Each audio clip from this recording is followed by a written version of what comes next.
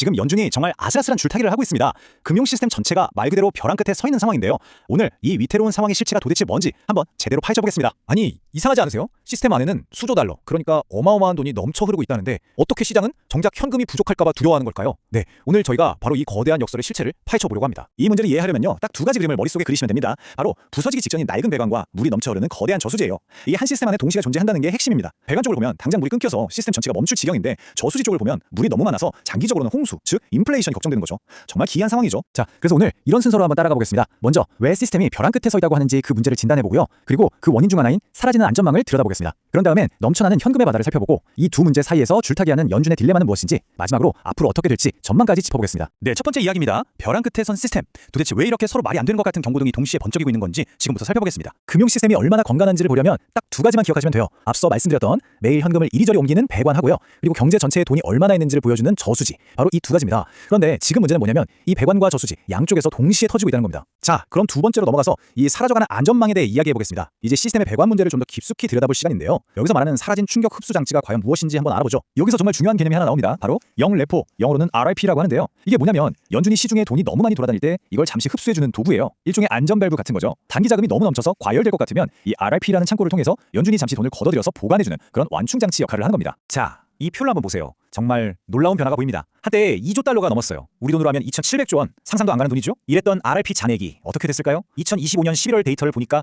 거의 제로에 가깝게 사라져버렸습니다. 심지어 11월 18일에는 10억 달러도 채 남지 않았어요. 이거 뭐 말 그대로 텅 비어버린 겁니다. 네, 바로 이겁니다. 이게 핵심이에요. 시스템의 가장 중요한 충격 흡수 장치, 그 안전 밸브가 이제 텅 비어버렸다는 뜻입니다. 한마디로 안전망이 그냥 사라져버린 거죠. 자, 이 RRP라는 든든한 완충 장치가 사라지니까 어떤 일이 벌어질까요? 위험이 전달되는 경로가 완전히 바뀌어버렸습니다. 예전에는 정부 재정, 즉 TGA 계좌 현금 흐름이 변동해도 RRP가 이걸 다 흡수해줬거든요. 근데 이제는 그게 없으니까 그 변동성이 은행 시스템에 그대로 아주 직접적인 충격을 주는 겁니다. 그리고 그 충격은 결국 마지막 방어선인 은행 지급준비금으로 향하게 되는 거죠. 그럼 여기서 말하는 은행 지급준비금이라는 건 또 뭘까요? 아주 간단합니다. 상업은행들이 중앙은행인 연준에 맡겨놓은 현금이에요. 이게 바로 은행 시스템 전체가 삐걱거리지 않고 부드럽게 돌아가게 만드는 핵심적인 유동성, 즉 피와 같은 존재입니다. 여기가 정말 시스템의 마지막 보루인 셈이죠. 자, 이제 세 번째 이야기로 넘어가 보겠습니다. 바로 현금의 바다입니다. 지금까지는 시스템 내부의 미시적인 배관 문제를 봤다면 이제는 시야를 확 넓혀서 거시적인 저수지 문제를 볼 차례입니다. 경제 전체를 보면 여전히 어마어마한 돈이 바다처럼 넘실거리고 있거든요. 그럼 이 거대한 저수지의 크기를 어떻게 잴 수 있을까요? 바로 M2 통화량이라는 지표를 봅니다. 우리가 가진 현금, 은행 예금, 저축 같은 것들을 다 합쳐서 지금 경제 전체에 돈이 얼마나 풀려 있는지를 보여주는 가장 대표적인 지표라고 생각하시면 됩니다. 그럼 그 규모가 얼마나 될까요? 2025년 9월 기준으로 이 M2 통화량이 무려 22조 2,100억 달러에 달합니다. 정말 엄청난 액수죠. 거의 팬데믹 때 돈이 가장 많이 풀렸던 시기랑 맞먹는 수준이에요. 자, 여기서 다시 한번 그 역설이 드러나는 겁니다.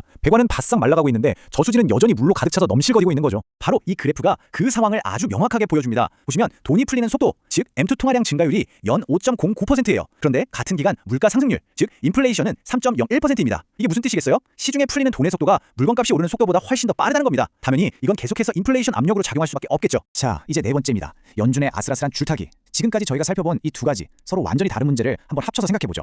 연준은 지금 집 전체를 물바다로 만들지 않으면서 동시에 고장난 배관을 고쳐야 하는 정말 어려운 상황에 처해 있는 겁니다. 실제로 제롬 파월 연준 의장도 이 문제를 알고 있습니다. 2025년 10월에 이런 말을 했죠. 은행 시스템에 충분한 지급준비금을 확보하려는 목표에 더 가까워졌다고요. 이 말은 우리도 배관에 물이 마르고 있는 거 알고 있습니다. 그래서 이제 긴축을 슬슬 마무리할 때가 다가오고 있습니다. 라는 신호를 시장에 보낸 거라고 해석할 수 있습니다. 이 표를 보시면 RRP라는 완충 장치가 사라진 지금 상황이 얼마나 살얼음판인지 한눈에 보입니다. 자, 보세요. 연준이 돈을 걷어들이는 양적 긴축, 즉 QT, 그리고 정부 계좌에 돈이 쌓이는 TGA, 이 두 가지는 모두 은행에서 돈을 빼가는 마이너스 요인입니다.